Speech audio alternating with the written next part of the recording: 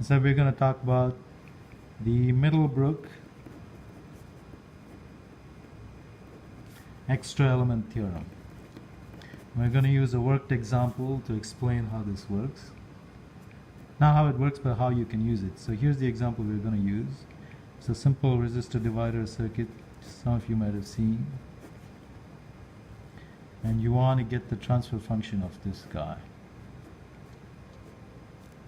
And that's V in, that's V out, R3, R1, and R2. And that's a C. And you want to be able to write this by inspection eventually. So how does Middlebrook's extra element theorem work? We'll say what that is, and we'll also get the answer using two methods, so that you see see the power of this. So A is equal to, is obviously equal to R1 over R1 plus R2, and then a function of S. So this is some H of S for this network. And you can see this has to be true, right? Because if C didn't exist, then f of S should be 1. And you'll just get a simple resistor divider, which you've seen before. What happens when you add this resistor, and how can you do this easily? Now the extra element theorem states, for the case where the extra element designated by Z of S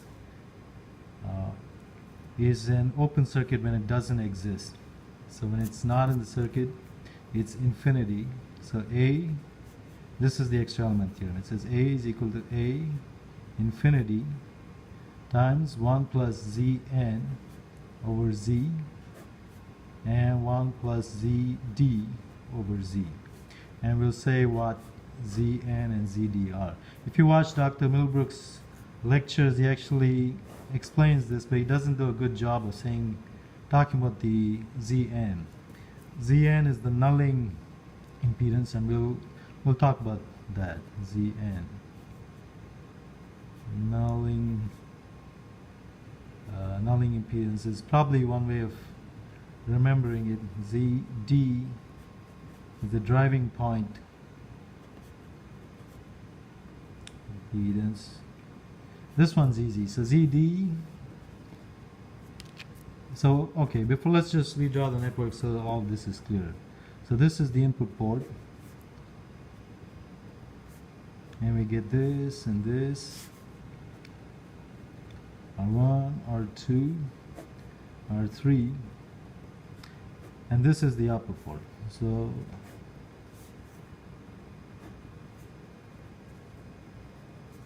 and then our extra element comes in here. That's another port. And what Zd equal to, so this is Zin with Vin equal to 0. So it's just the driving point impedance with the input port shorted. So in this case, you can see that's pretty easy. You're just going to get that to be, if you short this, then R2 comes in parallel with R1, so it's just going to be Zd equal to R3 plus R1 in parallel R2. Now if you watch Dr. Middlebrook's lectures, he's going to tell you that you're better off doing Zn first. But Zn tends to be more confusing. Even if it's easier to determine, it's actually, the concept itself might be more confusing, so we'll just go this way. Now what is Zn? So he tells you that it's the nulling impedance, but what does it mean? So he defines it as, the impedance is C looking into the port where you add the extra element. So the impedance seen looking in here when you null the output.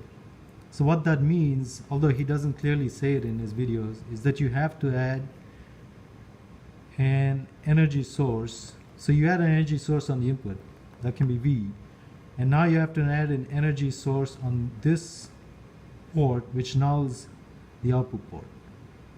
And you can see clearly, let's see what happens if you add a voltage source that's V on the input port. what do you have to do on the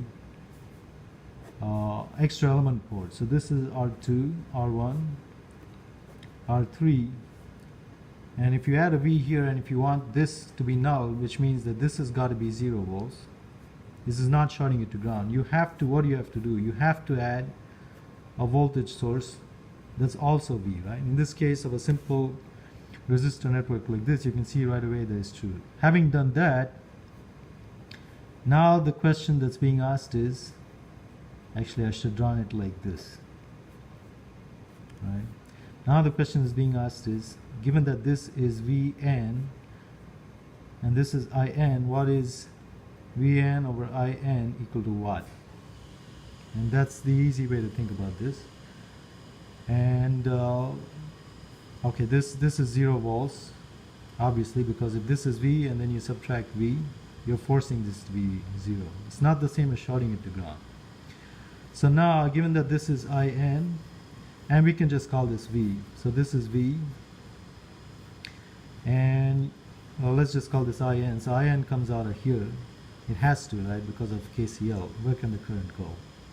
So what does that mean? That means this voltage is going to be 0 plus, it's just going to be In times R3. So what does that mean here? This current is going to be, sorry, R1. So this current is going to be In times R3 over R1. And what does that mean for V? So V is equal to this voltage plus the total current flowing there. So it's going to be, first of all, let's just take this voltage. That voltage is going to be In times R3, and then you got to add this voltage, right, which is plus R2 times the current that's flowing there. And the current that's flowing there is In plus In times R3 over R1, right? And we know that Van is equal to V in this case. So Zn is equal to, so if you simplify this, you're going to get R2 plus R3 plus R2, R3 over R1. And once you have this, you can write the transfer function as A of S is simply equal to R1 over R1 plus R2 times 1 plus, what is Z? Z is nothing but 1 over SC, implies the 1 over Z equal to SC. SC times R2 plus R3 plus R2 R3 over R1 over 1 plus what, ZD, you got that here, so it's just SC times R3 plus R1 parallel R2. So it's easy. Now let's do this by another method so that we make sure we got the right answer. And some of you might have already seen that you can just use the star to delta transformation. So if you're given this and you're asking what are the equivalent, so let's call this RA and RB. And of course we don't worry about this one because that's not impacting anything. So if you go from R2, R3, R1 to this, then you can just get back to this RA and RB and C, and you know what this is. This is just nothing but RB over RB plus RA times 1 plus SC RA 1 plus SC RA parallel RB, right?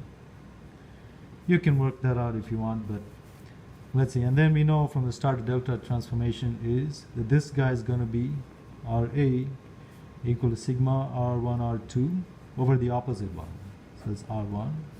And RB is equal to the same thing, R2 over the opposite one, that's R2. So if you work this out, you're going to get A is equal to So now what happens, both of these have this guy, which is going to go away. So you're going to get RB as a 1 over R2, 1 over R1 over plus 1 over R2 times 1 plus SC.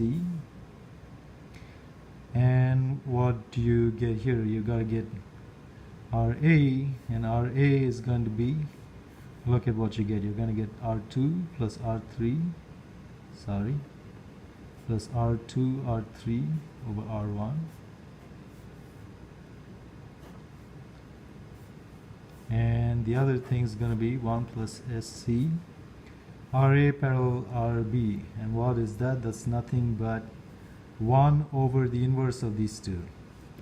What I'm saying is RA parallel RB equal 1 over RA plus 1 over RB.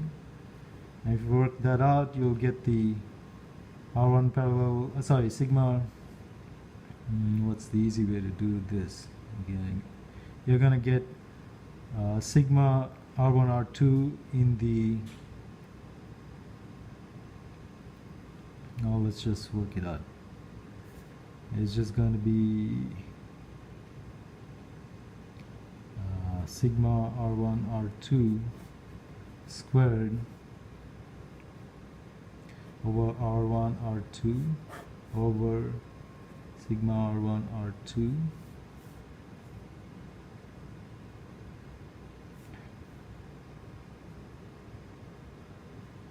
times 1 over R1 plus 1 over R2. Right, so that gives you, let's just simplify this guy. Seems like more work, but it's just going to be R1, R2 plus R2, R3 plus R3, R1 over what did we do wrong here? Is giving out as R plus R2. Okay, yeah, this is nothing but R1, R2, R1 plus R2 plus R3 is equal to R3 plus R1 parallel R2. So A is equal to R1 over R1 plus R2 times 1 plus SC, R2 plus R3, sorry, to R3, R1, 1 plus SC, R3 plus R1 parallel R2. So just wanted to share that with you guys. It's a useful thing to work out before an interview, I guess, if you want to build some confidence. Try out some different examples. But the key thing you realize is what you don't get out of watching Middlebrook's lectures is how really to go about finding the nulling impedance. Is really you have to put a voltage source that nulls the output. So you put something on the input. Let's say you put a V. Now you got to put something on the output that nulls the output port, and then you go ahead finding out the V over I, and that tells you the Zn. Thanks for watching, guys.